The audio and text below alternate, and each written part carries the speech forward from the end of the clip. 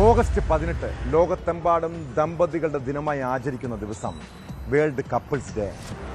രണ്ട് മനസ്സുകളും രണ്ട് ജീവിതങ്ങളും ഒന്നായതിൻ്റെ ഓർമ്മ പുതുക്കുന്ന ദിനം.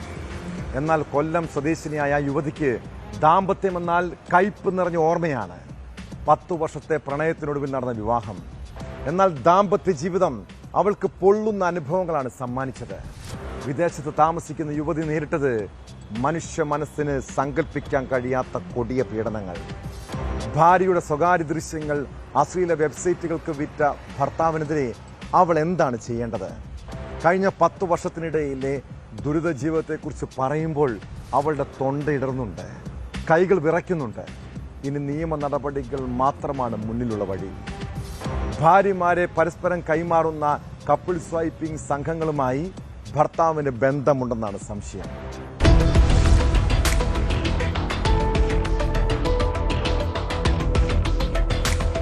തനിക്ക് കാണാനെന്ന പേരിൽ ഭർത്താവ് പകർത്തിയ കിടപ്പറ ദൃശ്യങ്ങൾ പിന്നീട് അശ്ലീല വെബ്സൈറ്റുകൾക്ക് വിൽപ്പന നടത്തിയെന്നാണ് യുവതിയുടെ പരാതി.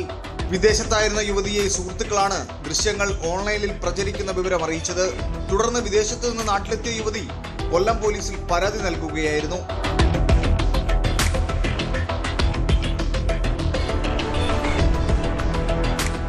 കൗൺസിലിംഗ് നിർബന്ധിച്ചതിനെ തുടർന്ന് ഭർത്താവ് ക്രൂരമായി മർദ്ദിച്ചെന്നും പരാതിയിലുണ്ട്.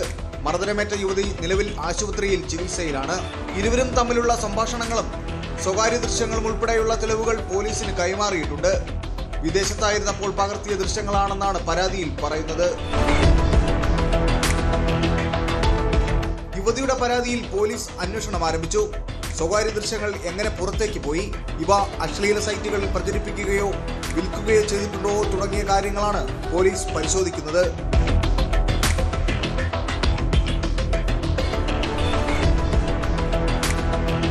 ന്യൂസ് 18 കൊല്ലം.